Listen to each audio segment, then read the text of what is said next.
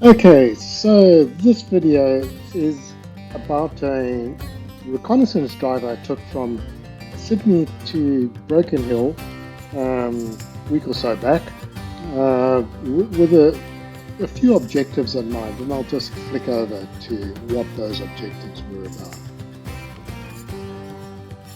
So, the first purpose of this, well, not the first, but one of the objectives of the ride was for me just to look at the road from a walker's point of view and just we often drive these roads and or ride them on motorcycles, and all you're doing is you're looking at distances between towns and some of the corners coming up and all that, but you never imagine yourself actually walking along the road and what that might entail. So I wanted to look at the road from that point of view. Then I to get an idea of what the topography was like. So what are the hills and all of that, and how steep are they? How long do they continue for? Whatever the case may be. Also, wanted to look at the actual road surfaces themselves, um, and see, where there might be some challenges as far as road surfaces are concerned. One of those things being the width of the shoulder itself up to the road, because obviously I've got to push this wheelie bin along a road, and in facing the oncoming traffic ideally, and I need a shoulder to the road that keeps me off the path of the oncoming traffic. Hopefully, that's not always going to be the case. I also wanted to look at what the distances are between towns and roadhouses and whatever there is along the way, because I need to pro- replenish my provisions, get water, food. Um, if I'm getting meals mailed to me at different locations, I need to pick them up. Also need some opportunity just to rest and recover. Just a couple of days off my feet every so often, or a day or so off my feet will, just enable me to continue the walk a bit more effectively. Um, I need to charge all my power supplies, the electronic kit, the camera, the um, drone, whatever there is that I'll be taking along with me. And I do have a 28-watt solar panel that I'll be using, but it's not going to do the job. I know that. It's a good supplement to that. Also, to have the opportunity to edit and upload the YouTube material I shoot along the way, so I can keep people up to date on that. Um, and then to look at where in between towns, because there's no way I'm going to cover the distance between a lot of towns in a single day. In fact, in a couple of days. So there's going to be times when I'll be camping out overnight for several nights back to back, and I needed to look at where might those potential campsites be, and have an idea of where they are, so that when I'm on the walk, I can anticipate. I can think, okay, I know I've got my notes, and I know that there's around the corner about another 3 kilometers. There's a rest stop that I could camp at. Otherwise, I end up camping at a on the side of the road somewhere at some random spot, only the next day to walk past a nicely appointed rest stop. So I wanted to check out where all of those were, and then also to settle on a preferred route because I had some different route options available to me. So that was the main purpose, or the purposes behind this particular. Oh, one that I haven't put on this list was to test out some of my camping equipment as well. This new tent that I bought, this pop-up 3-second tent from outdoor, from Reactive Outdoor, and also to trial just to see what other camping gear I might need to or take along or not take along, as the case may be. Right, so I took a couple of different routes on this trip. Obviously, to explore these routes, I went out from Sydney to Lithgow and then headed north from Lithgow northwest to Mudgee, across to Wellington, out to Dubbo, Narromine, Nyngan, Cobar, and out to Broken Hill. As it happens, that route is 1,161 kilometers. Um, and So that was one of the optional routes I had. I had looked at the southern route, but to be honest with you, there's so much dirt and dust and barren countryside to traverse. It's not an option. So this northern route was the only real option of practical use to me. And this route via Mudgee was one of those. However, this section of road between Lithgow and Mudgee is very windy and hilly terrain where there's lots of blind corners. I'd be pushing my bin along with very narrow shoulders. And the minute I saw that, I thought, I hope there's a better route that I can take that gives me a bit of a safer walk. So I went out that way and then came back. When I got to Dubbo, I went down to Wellington and I wanted then to look at this route that goes down to Orange and Bathurst along that way. So that's what we'll look at now. Right, so this is that route, and I'll just move it along and just expand it a bit so we can get a better look at it. So that's the Mudgee route. That was one option, and this is the other option. And I first drove down this road to Orange to see what it's like because it's the main drag between Orange and Dubbo. In fact, it's the main drag all the way out to Broken Hill. So I drove that one, and it's quite a busy route by standards out in that part of the world. Quite a lot of traffic along it. The shoulder to the road is of varying width, and sometimes there is no shoulder, sometimes it's pretty much there. But my main concern was just the traffic volume on that road that I'd have to contend with. Um, so I drove back from Broken Hill and drove this route so I could have a look at it. And then I went from Orange back out to Molong and then up to Yeovil and up to Dubbo that way via Yeovil and up this road. Um, and that road was uninspiring, let's put it that way. Very little along it by way of opportunities to stop and even to camp out. Not lots of that. Farm properties come quite close up to the road, and obviously you don't want to be trespassing on someone's property.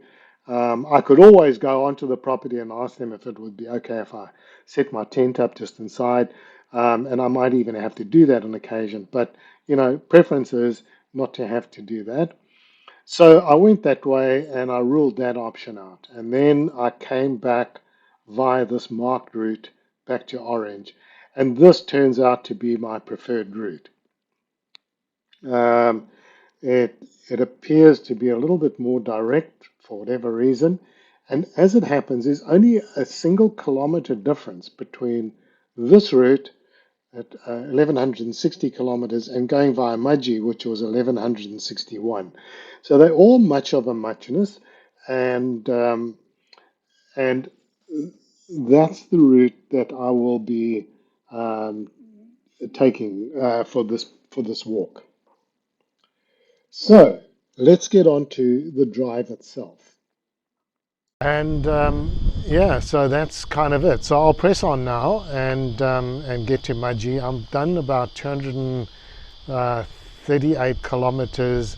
So I'm just sort of between Ilford and Mudgee right now. At this little rest stop, which is a suitable spot for camping, I'll just turn around, and behind me here there's um, there's a little bit of turf there.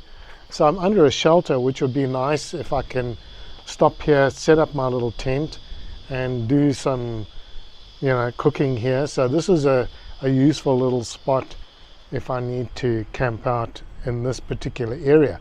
It's difficult to figure out where exactly I'm going to need to camp because it all depends on the distances I can cover each day, obviously.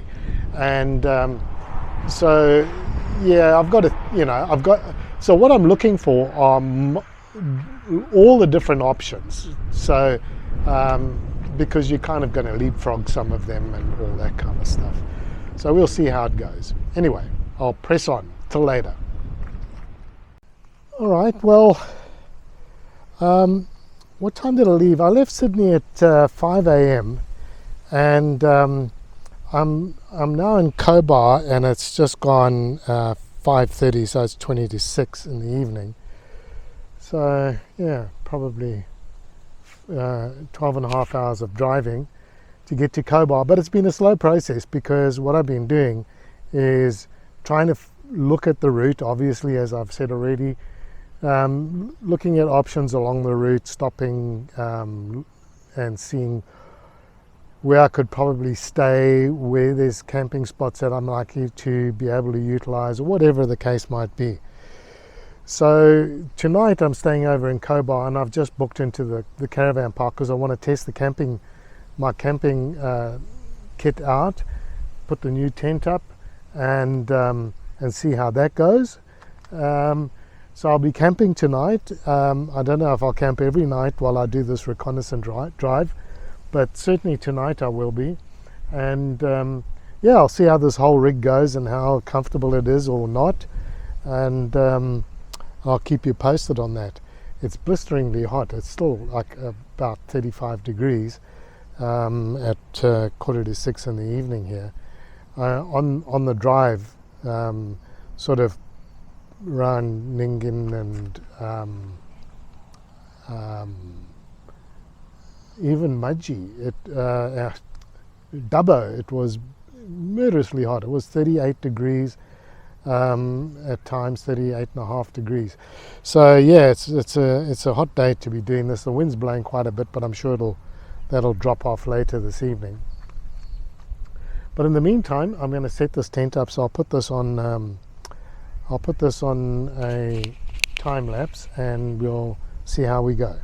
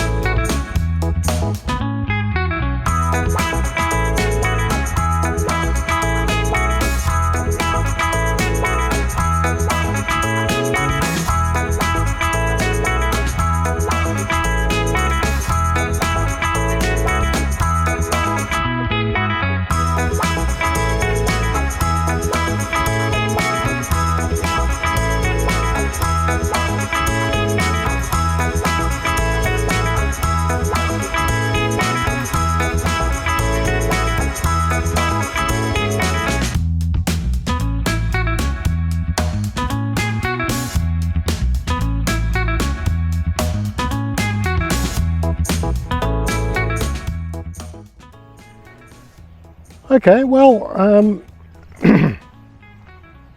I'm all set up. The tent's up, I've got my stretcher up, little thin blow-up mattress. I'll give a shot of it all in a short while. And my sleeping bag's out. Not that I need a sleeping bag in this heat, but I'll just lay on top of it tonight. And I stopped by I don't know if it was a Thirsty Camel or a Botlo on the way, and got myself a bottle of cheap Shiraz, which I'm now going to pour and sit back and just enjoy the moment. So cheers. It's not the greatest caravan park, this, I must say. It is Cobar after all. Nothing's terribly great here. I drove past a few motels that I could have checked into, but I really wanted to try this out. It's a bit windy, and that's a good test for this this tent setup, because one of the things that did worry me about these pop-up tents is that they don't do so well in the wind. Anyway, I have staked it down for tonight because of that, and yeah, we'll just see how I go with that. Cheers anyway. And that's about it. So and then let me just pause this because I'm going to show you what I'm going to eat tonight. So, right, here it is. So tonight, I got a hold of, I saw these being advertised on Facebook, and I thought I'll give them a go.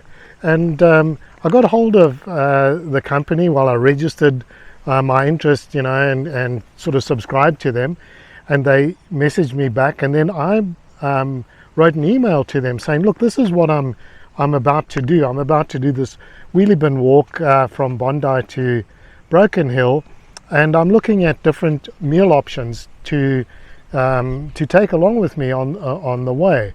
And obviously these ones sparked my interest, and they got back to me, and wow, what a great response they got. They were very enthusiastic, and they have given me a special discount code which I use, and that gives me these meals at cost price, so a substantial discount off the list price of these meals.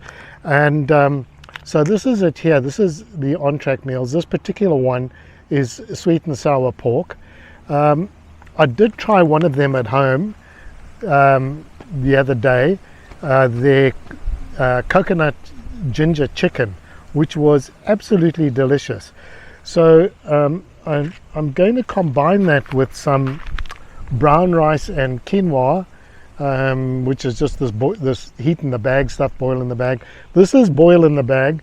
So basically all you do with this is you put it into a pot of boiling water, you heat it for 3 minutes, and it's a fresh meal. They are absolutely, well, the ginger, the coconut ginger chicken was absolutely delicious. So I'm really looking forward to trying this sweet and sour pork tonight. Then for tomorrow morning, I have one of their all-day breakfasts, and so that looks pretty interesting. It's got chorizo, smoked bacon, mushrooms, red kidney beans, and some garlic and herbs. And yeah, so I'm going to have that in the morning with, I don't know what I'll have it with, stuff. So that's it. I'm all set up. The car's behind the camera, and all my other stuff is in there, and which is a great thing about doing this out of the car, because you just leave it in the car and you just take whatever you need out. With the wheelie bin, it's going to be a different scenario. So I definitely want to see how much of this stuff I actually need to bring along with me on the walk. I'm assuming most of what I've packed will be coming along with me, because I do need some comforts. Like I'm sitting in this chair now. It's called a Trekology chair. Real lightweight, packs up nice and small, really comfortable to sit in. And next to me here, I'll just see if I can get the camera down there, is a little camp table, folding camp table, also packs up really small, and this is on a gimbal, that's why it's playing up a bit. So yeah, it's one of those things where I'll try all this kit out and see how things go. But I'm an old geezer, so I do need some comforts, some home comforts, as much as you can get them while you're camping. But I want to sit on a chair. I want to be off the ground in the tent. So the stretcher is an important thing. It's one of these Helinox stretchers, which are really light. They're reasonably compact for what you get, and this little table. So at least when I don't have the facilities that I have here and I'm wild camping, I use this little table, put my little burner stove on it, and I will cook on that. So the only challenge for me is going to be the weather, particularly windy conditions, camping in windy conditions, setting up in windy conditions is always going to be challenging. So I'll be, obviously concerned about that. But aside from that, I think this is a pretty good setup. So I'll leave it at that. All right, well, this is take 3. I must have had too much Shiraz.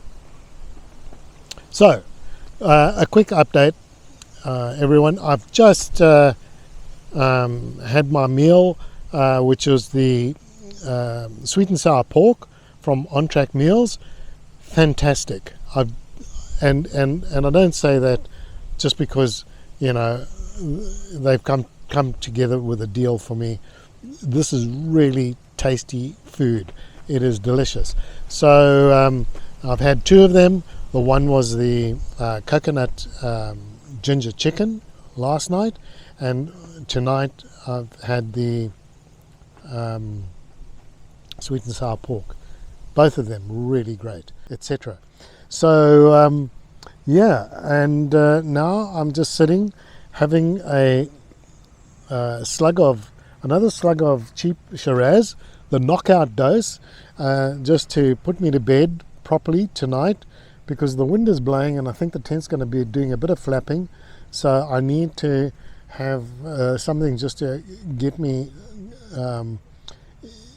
knocked out for the night, and this will do it. And then tomorrow I head through from here, Cobar, through to Wilcannia, and then from Wilcannia to Broken Hill. These are the 2 stretches of the trip that I specifically wanted to look at and pay attention to, simply because the distances are massive. There's not much in between. I think between here and Wilcannia there is a roadhouse. I think it's somewhere around about 180 kilometers away. I'll give you some feedback on that tomorrow. But nothing in between. So this was the stretch. These are the 2 stretches, and then from Wilcannia to Broken Hill, nothing again. Well, I wasn't expecting this. This is Little Topar Roadhouse. I was just expecting a rest stop here, and there's in fact a roadhouse, so that's good news. I am now 77 kilometers from Broken Hill, and from Wilcannia, let's have a look, see, 59. From Wilcannia, I'm about 120 kilometers from Wilcannia. So that's what I got to deal with, because obviously I can get some water and replenishment here. So that's tomorrow. I've got to pay particular attention to where I'm likely to be able to stop, camp out for the night. The terrain out here is pretty flat. That's not from my experience from riding this on the bikes. It's always been the same, long straight roads, pretty flat. So in terms of the topology, that's not the concern. The only other concern is the wind. If I pick up strong crosswinds or headwinds on the walk, that's going to be a challenge. And it's also going to be a challenge camping, trying to set up camp in the wind. Anyway, more on that tomorrow. I'll obviously update you all as I make progress tomorrow. And then I'm going to go back. So today I came via Lithgow, Mudgee, from Mudgee to Dubbo to Nyngan, and Nyngan through to Cobar here. Tomorrow, well, not tomorrow, but when I do go back from Broken Hill, I'm going to go via,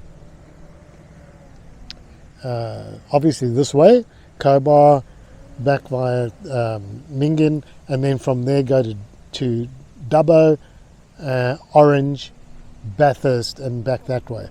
And that'll give me the opportunity to see what the roads are like on that trip.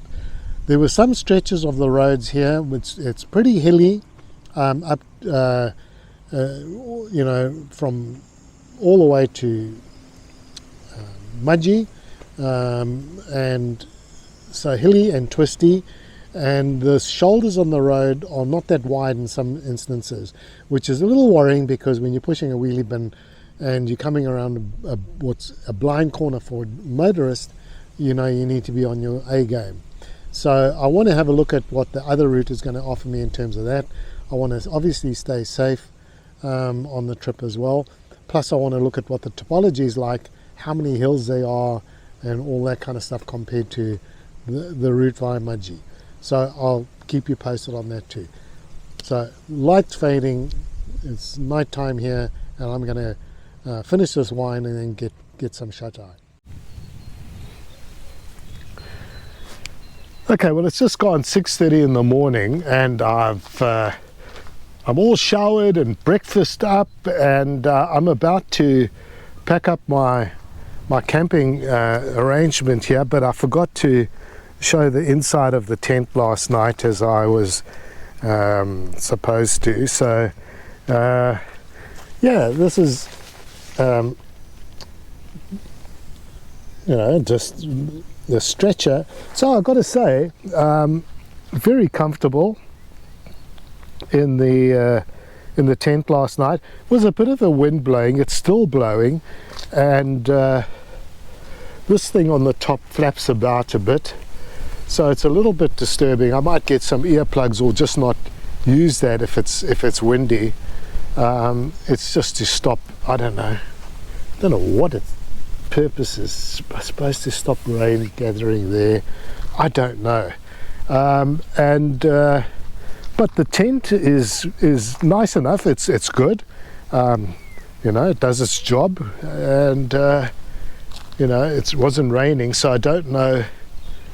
I really don't know what how waterproof it is, but I'm sure it is. It's got sealed seams and everything.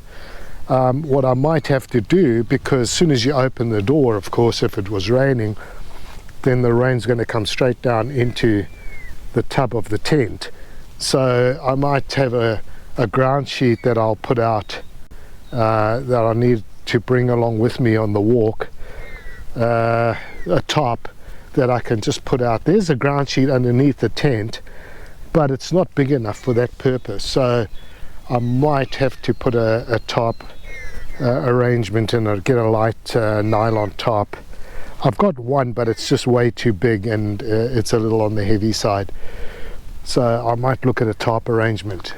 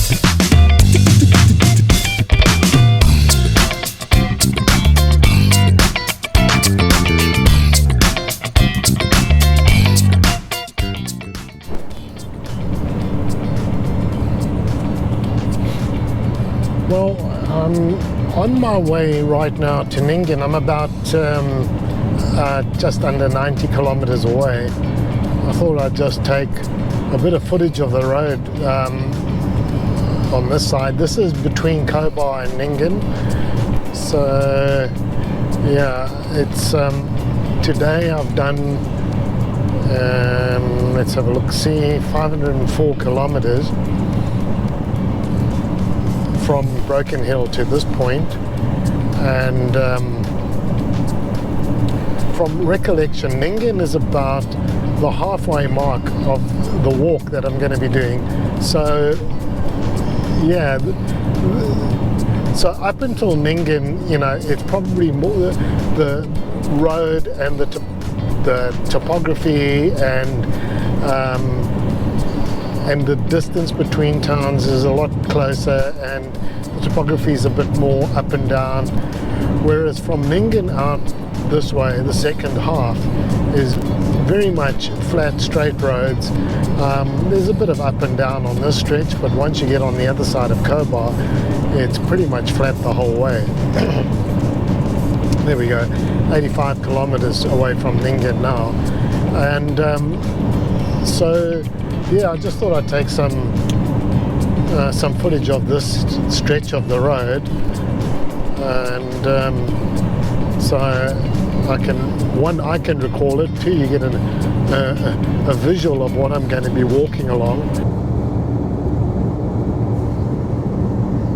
So my takeaway on this road right now is, and this is the road between Dubbo and Wellington, is it's busy. It's a busy route. It's undulating. It's got a speed limit of 110 kilometers per hour, which is not super fast, but it's it's 10 kilometers above what you normally get on some roads in New South Wales. And the shoulder is of varying capacity in terms of me being able to push the bin along without encroaching into the lane of the oncoming traffic.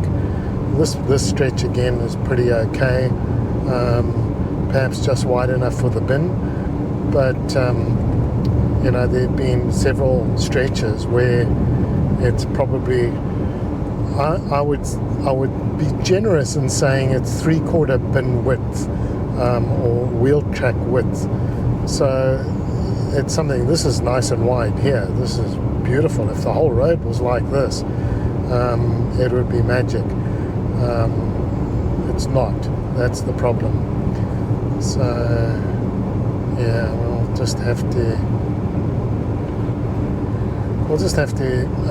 look at what the other roads look like to see whether this is going to be my preferred route or whether I take another option.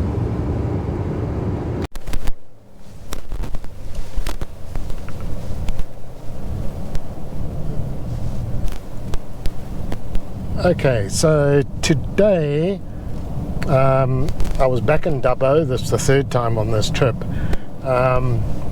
Having travelled back from Orange via Yeovil to Dubbo to look at that route, today I'm taking the Burrendong Way from Wellington to Orange, which is the alternate route to the A32, which was quite a busy road, as you'll recall.